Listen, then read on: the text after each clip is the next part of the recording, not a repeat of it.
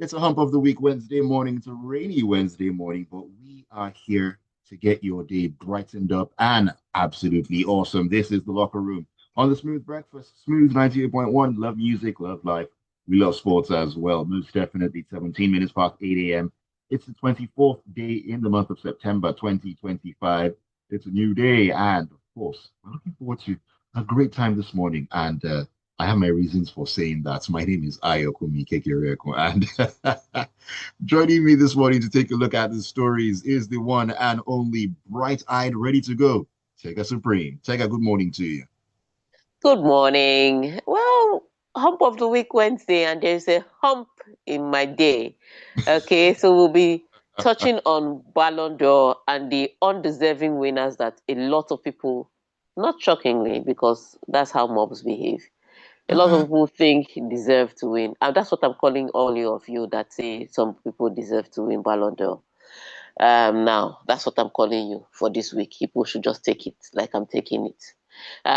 So, so we'll talk about why I think you people all fell for the mob story. I can't wait to touch on that, even if I hate to touch this story. All right, so we'll talk about Ballon d'Or. We'll talk about midweek is so underwhelming in the sense that there's La Liga, but the opponents or the opposition that the big boys are facing are not necessarily people that should test them. And then in the Carabao Cup, we are playing the secondary school phase. This is where Mhm. you play. This is where you play who's win the third tier league and all of that. So secondary school phase, one or two moments, but not so many big upsets. We'll talk about that also. I think we may pass, but the US is trying. Sorry, the UN is trying to push for FIFA and UEFA to suspend Israel. But because they've just written a letter and there's not yet any response for it from either one of FIFA or UEFA, I will Okay. not delve into that story. I'm just mentioning that in the headlines. All right. So we'll talk about all of this and more inside the locker room today. But before we do any talking, Ayokunmi, please give them numbers so that they can come back and fight you. Because I know there are so many Dembele fans here waiting to say, and I'm ready to say, mm-mm. That's not what should have happened. All right. So give them the numbers that they can reach us on so that they'll start sending their defense Mm. already. Well, if you want to join us this morning to, well, should I say in quotes, fight? But here we make love, not war. But you get the point. The number to join us, send your messages on to WhatsApp number 0911 999 0981 Also on YouTube, we're streaming live at Smooth 981 FM Lagos. Smooth 981 FM Lagos. Leave your comments there as well. Do you think that Usmani Dembele deserved to win the Ballon d'Or or not? We'd love to hear from you this morning. So we'll start with our very, very own Super Falcons goalkeeper, Chiamaka Nnadozie. Now, she has earned global recognition after being ranked the fourth best goalkeeper in the world at the 2025 Ballon d'Or Awards held in Paris. Good one, a great one for her. I would say good one. Truth be told, when you see the lineup of the goalkeepers that were there, again, I would say when it came to the Yasin, that's what it's called now, Yasin Bono Trophy. It was the picks were fantastic. Coach of the year, no argument. Goalkeeper of the year, no argument. Striker of the year is numbers.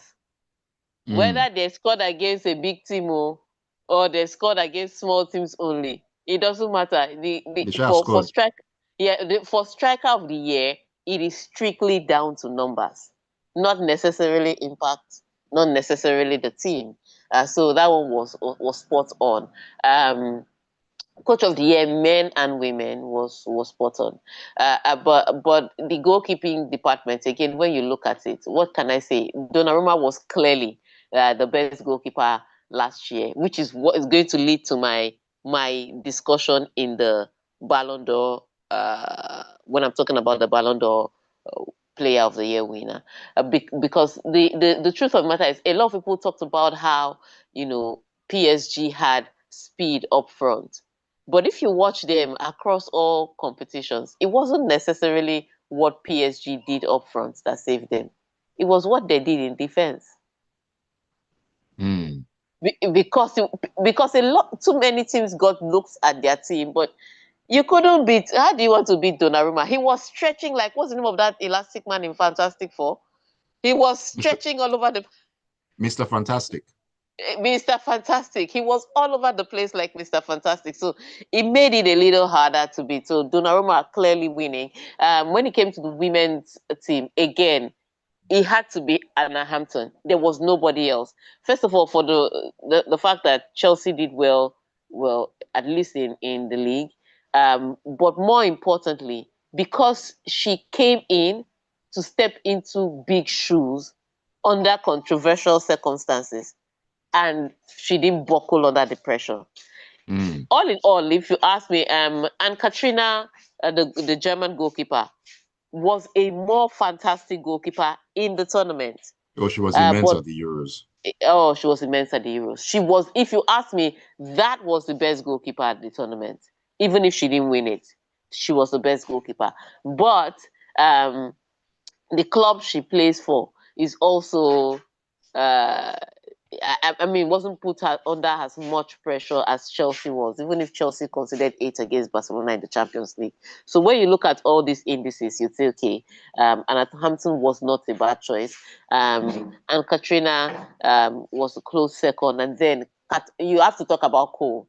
Sorry, she's a Barcelona goalkeeper and a Spanish goalkeeper, and you know how well she was, how great she was in goal. So when you look Mm. at the top 3 that came in before Chiamaka, and then you consider the fact that Chiamaka, yes, she won the AFCON, but at the time she was playing for a football club called Paris FC, not one of the biggest football clubs. So that would have pushed her lower down the list. Not necessarily her performance, but they will also consider the pressure you faced. And so when you look at the people that finished ahead of Chiamaka, it was debatable that she should finish behind them. I think overall, if she was put in their shoes, she'd still be able to, I mean, stand her ground. But because she was not put in their shoes, I understand why she finished fourth. So not a bad place to finish. But great one for her. At least she's getting the notice, I think, or the recognition I think she deserves.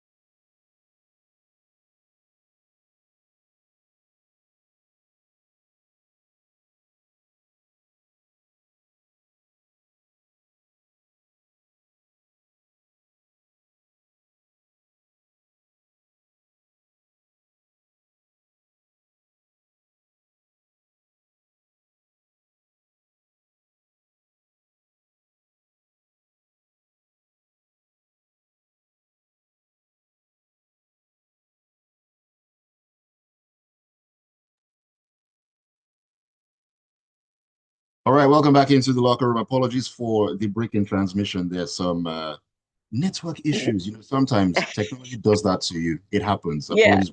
when it rains, even technology is cold. I'm telling you. Sorry about that. Welcome back in. All right. So I was talking about Chiamaka getting at least getting the recognition she deserves. So and that was important. But the people that finished ahead of her, when you look at the details, they deserve to finish ahead of her. Right. Amazing lineup there. And big ups to Chiamaka Nnadozie for being in that position to actually start with. And I hope that, from here, it's up and up and up for her. All right. From the women's side, Tega, let us head to where there's been a little bit of controversy all around the world, where PSG winger Ousmane Dembele won the men's Ballon d'Or on Monday as reward for his starring role in the club's Champions League triumph last season. And on the women's side, it was Aitana Bonmati, where I think for some people as well, there was a bit of controversy over her winning that one. Tega, your Oh thoughts? yes.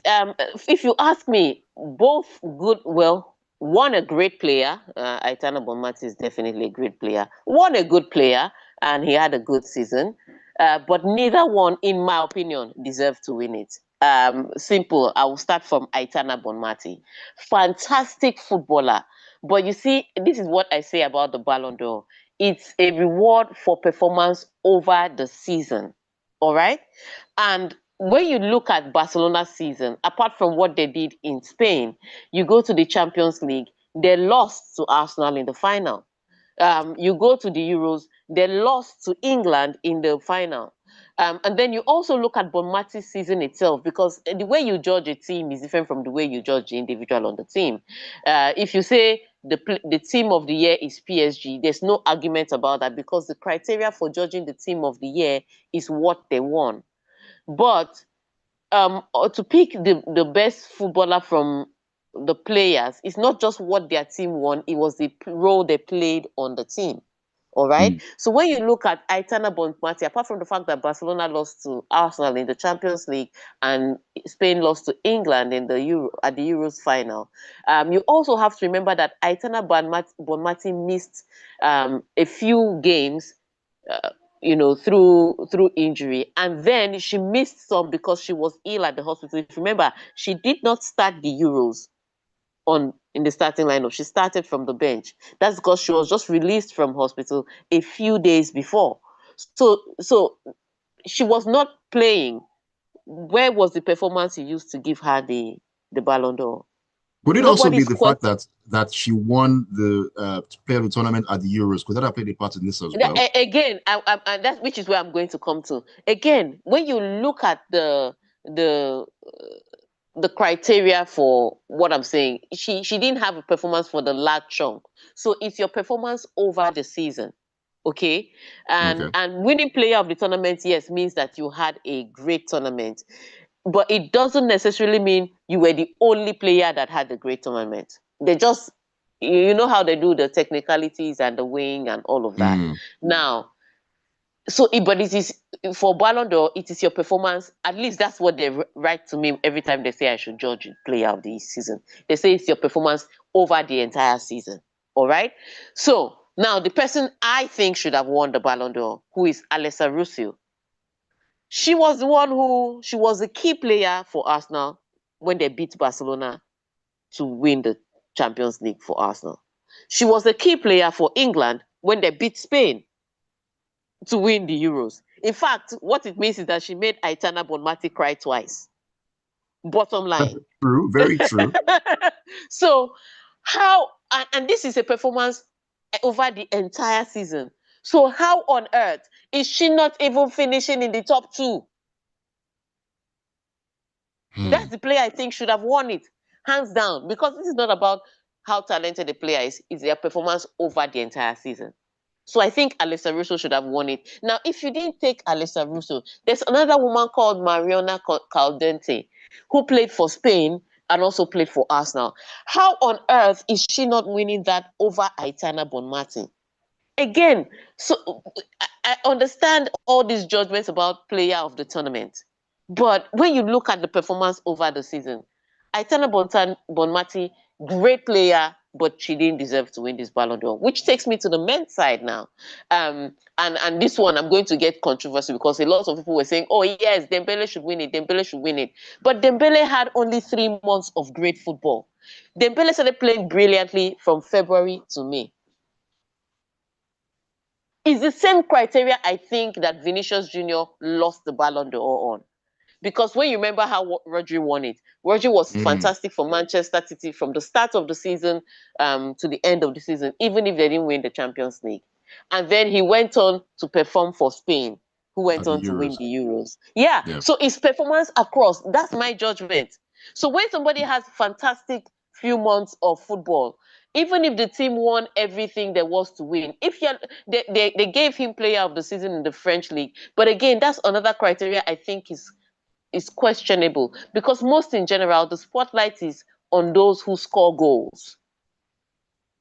The best players in PSG, if you ask me, were Vitinha, Donnarumma, Mendes before Dembele.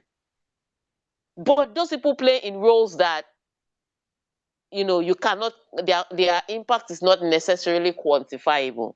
So you can't count goals, but you can't count holding the midfield structure. Do you understand? You can't count holding the line as a defender. You can see it, but you can't count it. In PSG, the best players, Dembele was not, for me, it was Vitinha, it was Donnarumma in second, it was Mendes before Dembele. But he's a goal scorer. So when you're counting the quantifiable things, you'll be able to easily point to start and say, oh, but he was their highest goal scorer. And they won the treble. So it therefore behoves that he's the best player. It's not necessarily true. The good news is that they've started having a goalkeeper of the year category. Unfortunately, players like Vitinha don't really get the recognition that they should. So again, in my opinion, Dembele didn't deserve to win it, but that's me. You can send your messages as you go. All right, let's go to another. Let's take a quick break. When we come back, we'll be taking those messages. Yes, indeed. Let's take a quick break. On the other side, the locker room will continue. Don't go anywhere.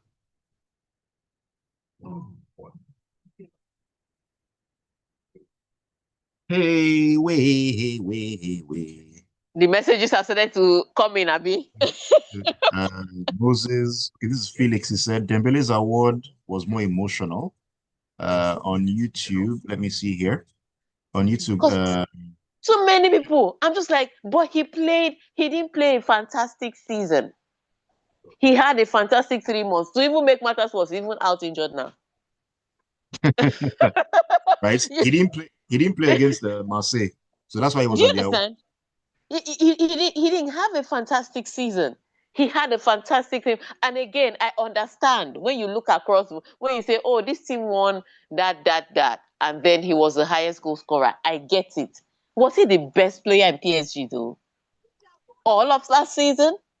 Are you kidding me? And I'm even angry because I don't rate the guy.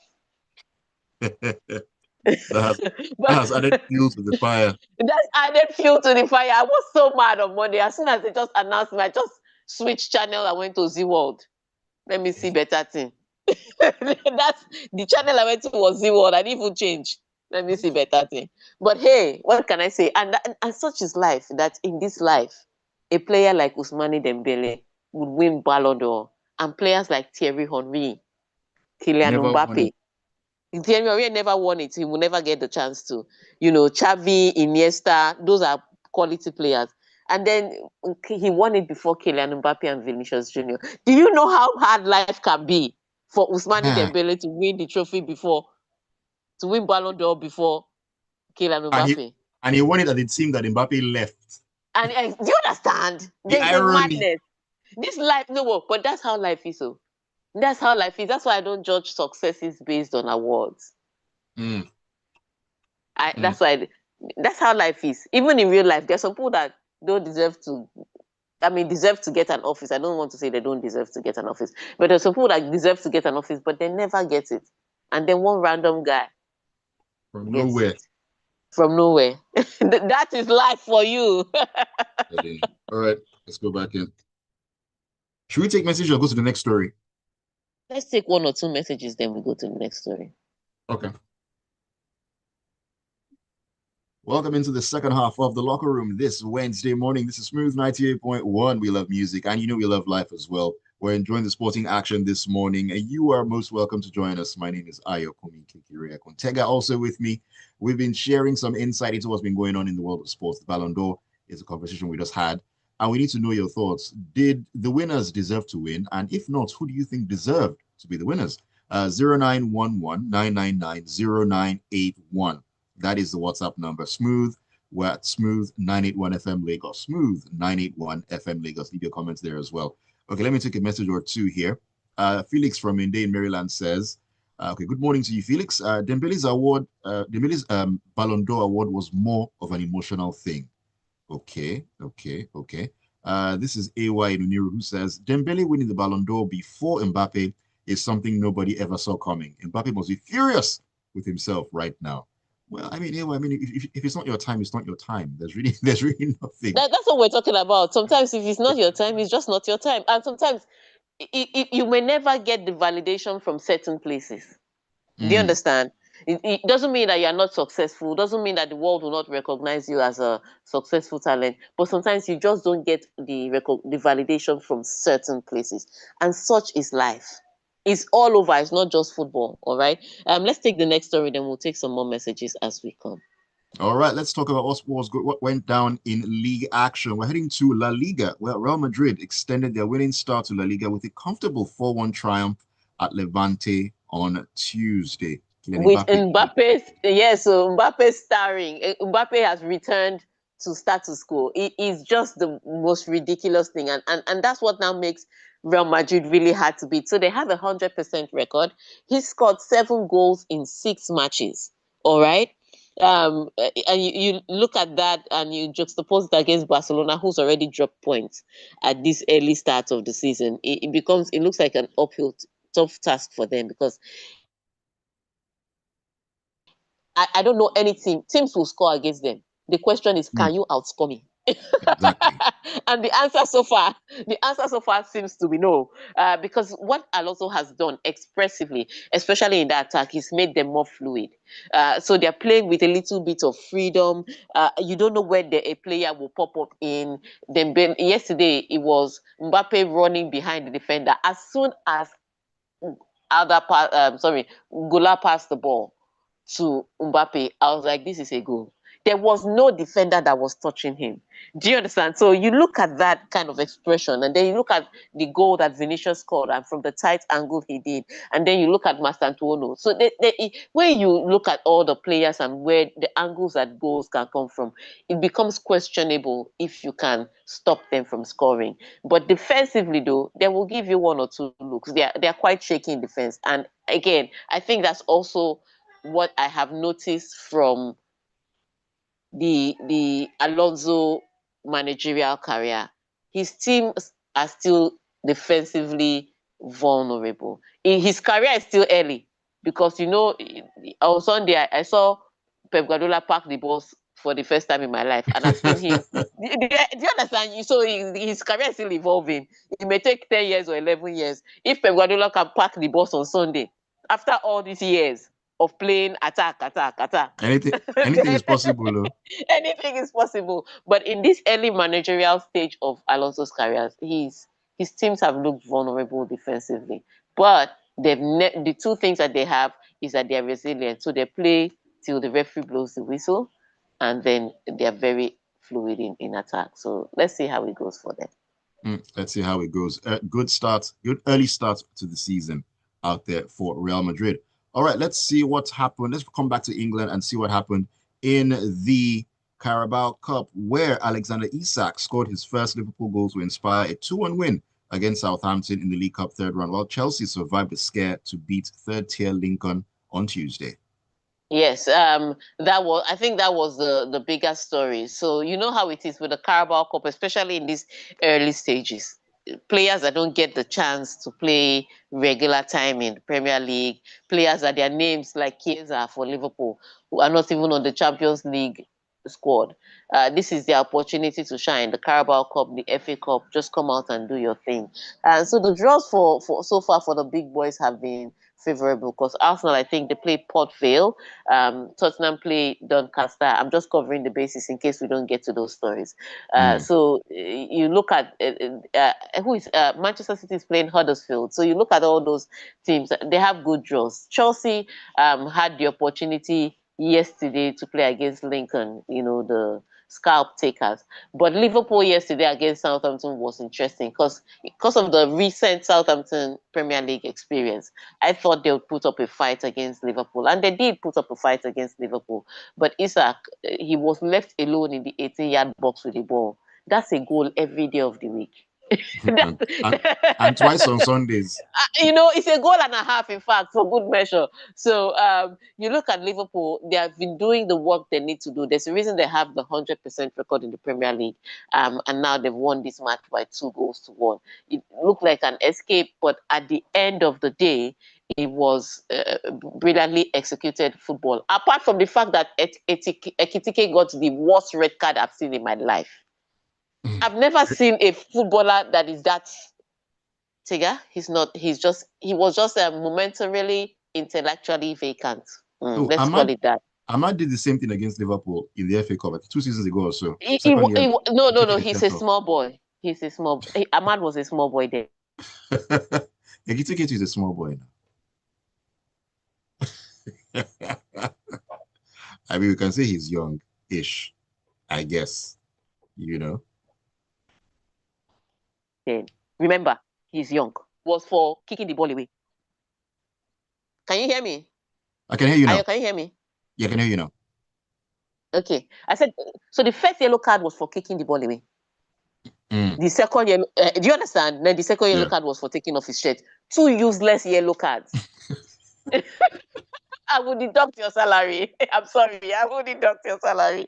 Okay. I mean, if he fouled somebody in the beginning and you forgot and you celebrate, he kicked the ball away for the first yellow card. It's the worst red card I've seen in my life. Then you put your team under pressure with 5 minutes to go. And you know, in English football, they must add at least 3 to 5 minutes. So 8 minutes or 10 minutes, 8 to 10 minutes for your team to suffer with one man down was ridiculous. Yeah. It was ridiculous, very unnecessary. But thankfully, Liverpool didn't pay the price for that bit of losing of mind by Ekitike. Okay, let's talk about Arsenal, where their winger Nnadozie will be out for a few weeks after suffering a knee injury in Sunday's 1-1 Premier League draw with Man City, according to their manager, Mikel Arteta. Okay, I could talk about the fact that Arsenal is facing Port Vale today, and we don't know which team they'll put out. But we have to talk about the revolving door of Arsenal's clinic, because right now Arsenal is beginning to look like Igbobi. People are just coming there with different injuries, leg injuries. No, think about it. How many minutes has Hincapié played? He already has a groin injury. He's out. Noni, they just saw that Saka was feeling better, and the injury just flew to Noni. Saka is not here 100%. They threw him on to test his fitness. And all of a sudden now, Noni is injured. So Saka doesn't even get enough time to recover. He has to play. You have to remember that, he has to play. Because this weekend they're playing against Newcastle. You have to also remember that Odegaard is out with an injury. You also have to remember that, what's his Saliba is name also now? out, I think. Saliba is out. No, Saliba came back on Sunday Is he briefly. back? He came back on Sunday briefly. So Saliba is, but again, these people are not 100%. It's patch and throw on. That's what it is. You patch the tire. You didn't buy a new one. And this is still very early in the season. This is still very early in the season. You also have to remember that Kai Havertz is still out. So when you look at the Arsenal team, it's like 1 week, 1 injury. What are they doing in training, and what is the physiotherapist doing that Arsenal has a room full of patients? These are the questions, which leads me now to also to Barcelona. So Barcelona today will be facing on Thursday they'll be facing Real Oviedo. But Gavi is out with an injury, and they're saying his injury might take 4 to 5 months because he just had his surgery on the knee. Yeah, on the knee that he had the ACL injury. So this is another surgery from the ACL injury he had last year. So you have to check workload and wear and tear on that guy. So 4 to 5 months is out. That also adds to Fermin Lopez's injury, which may take a couple of weeks. So injuries everywhere, and people are still trying to look for ways to add more football matches. I don't know how these footballers are going to cope. And no, you cannot say because somebody is paid a lot of money that he should play all the matches. The body is the body. Your bank account can increase. Your body's wear and tear cannot change just because they pay you much money. It doesn't work like that. It does not work like that. All right. So on that note, let's take your messages for Dembele. Again, remember, Dembele won this thing overwhelmingly. That's from Europe to America to Africa. Pundits voted him as the overwhelming leader. I'm just saying, was he the most deserving of the title? So before you say, oh, he didn't deserve it at all. No, I'm not saying he didn't deserve it at all. I'm saying, was he the most deserving? All right, so let's take those messages. All right, this is Tayo. Tayo said, it's Reed Richards. Reed Richards, yes, Reed Richards, aka Mr. Fantastic. Yes, thank you, Tayo. He says, but who's making love in this cold weather and traffic? Well, those who find a way will find a way. It's what we are doing. Congrats to Nnadozie and Madugu. It's not easy. So it was Project Dembele that mattered after all, and not former PSG director Mbappe. Everybody's collecting award except Real Madrid players. Daddy Perez isn't having it with Vinny coming in at 16th, like Rodri's jersey number. Tayo, please now. I have to just summarize your message so I can take the other ones. This is Victor. Victor says the high point of football is goal scoring. That's why goals are considered as a criteria That's in a most lie cases. that's a lie from the pit of hell. Goals may win you matches, defense wins you tournaments. Everybody knows this. If Barcelona did not consider goal against Inter Milan, we may be saying a different story now. Defense is key. He then says, for a defender to win, maybe the number of goals PSG conceded will be factored in at the end of the day. Okay. Stan said, Stan, this message is long. He says, Tega to no book. Them say make you define, you go to explain and expatiate for exam. As long as it's the finish line that matters in any sports, no one cares how you started, either late or early. Just finish first and fine, then you are a winner. And then he says, Arsenal Igbobi Center, Tega Comedian. Goodness gracious.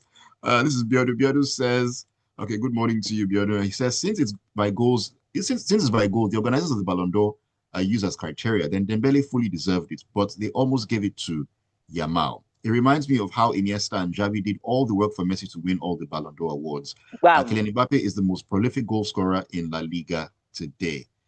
No arguments there. All right, on to YouTube. Wow, lined up.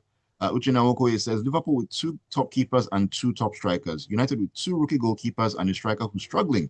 How did we get here as a club while others keep getting it right? Dembele! Then he says, Dembele or Vitinha for me. Dembele was solid for PSG. Okay, Patrick Pio says, Dembele's winning, well-deserved. Happy to see Nnadozie make top 5 in the world, but that is not my issue. Where is LK Adirogba? At this point, I hope LK is okay because he's been absent for a little while now. He's fine. And Ayokunmi says, Yamal making history, winning 2 Copper Awards and top 10 ranked best players in the world for 2 consecutive years as a teenager. That is some very massive accomplishment. Mayowa says, Dembele over Yamal for me. Rafinha was a more deserving winner. Bonmati's win was more of a voter's bias of what she did in the past because most of her highlights of her crying for losing to Russo.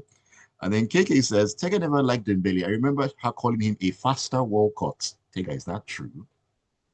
Yes. True? No. My bias about who Dembele is doesn't impact my objectivity. I at least I gave you analysis, so you can read through that, or you can decide to only hang up on the fact that I thought he was a faster Walcott. Then Mayowa says, Arsenal women had 5 or 6 players nominated, which split their votes, in my opinion.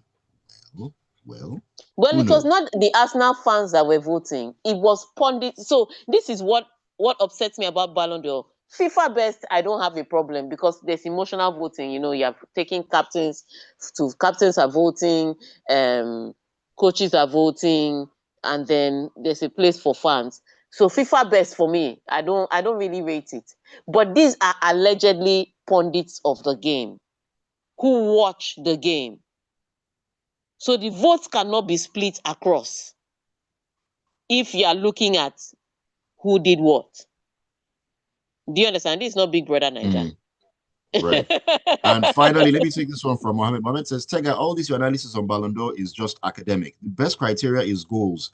If you're a midfielder, you must score goals. That is how Kaka won and Modric. Modric, I disagree with. I'm sorry. How many goals did Modric score? If I exactly. How many goals did Modric score? How many? Do you understand? So for me, those years were my sweetest years. When Modric and Rodri won, I was like, thank God, oh, we now know where the engine of the guy is. You know, because sometimes these guys just get overlooked. So when you say it's the highlights, no. Defense wins you the championships, but ultimately that's the much messages we can take. We have gone over time, regardless of whether we agree or we don't agree. Dembele has carried the award home, and so has Aitana Bonmati. On that note, congratulations to both of them, and thank you for sending your messages via YouTube. Thank you for reaching out to us on WhatsApp, and thank you for tuning into Smooth 98.1 FM to listen to the locker room. All right, so we come your way again on Friday, where this time we'll be previewing the weekend with some big matches coming in. Have a fantastic week. Enjoy the rest of the week till we meet again on Friday. Tega, thank you so much once again. Thank you all for the messages and keeping it tuned to the locker room and Smooth 98.1. Don't go anywhere. More great music and, of course, a conversation at 9 on Lagos Talks.